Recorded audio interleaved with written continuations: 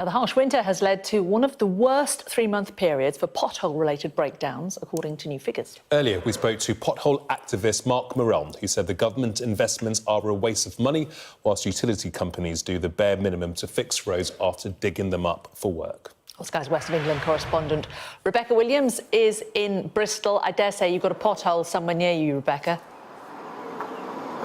I have. Bristol is no stranger to potholes. If you take a look behind me, Jane, you've got probably not 2, 3, 4, about 5 on this junction. It's not hugely busy, but clearly the council are doing something about it. They've got these marks around it, and these potholes are causing an absolute fortune. The Department for Transport has already invested an extra £100 million into the pothole fund so far this winter, and of course that freezing cold weather that we had at the end of February didn't help matters. But now we've heard that Chris Grayling, the Secretary of State for Transport, has announced that there will be new plans to try and crack down on the issue. And this is utilities companies who keep their wires for things like broadband and telephone lines underneath roads, and then they have to dig them up. In future, if new ones need to be inserted, they'll be done under pavements and verges, so that roads don't need to be dug up, because of course it makes them more vulnerable to breaking and having these potholes in them. I'm going to introduce now David Weeks, who can be described, I suppose, as a pothole expert. How bad is the situation?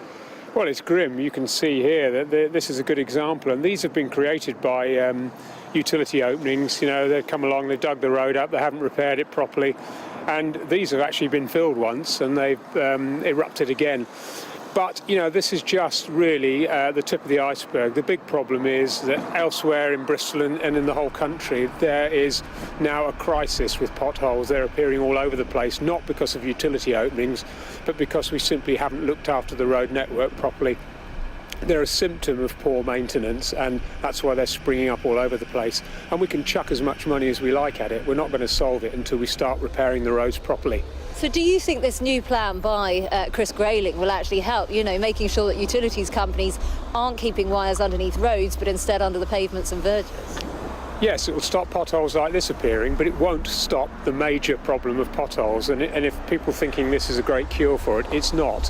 What we need to do is to invest more now in making the road network more sustainable long term, so that we don't get potholes forming at all. I mean, this is really a bit of a gesture, quite honestly. It's going to have some cosmetic benefits, but it won't tackle the real problem. OK, David Weeks, thank you very much for your help there. Clearly, potholes are dealt with on a severity basis, so these ones, I imagine, are pretty low down on the priority list. Ones on motorways clearly take a long, long time to fill, some people saying up to a month. So it is a huge problem, and as you've been hearing, it costs a lot of money too. OK, Rebecca, thanks very much for that.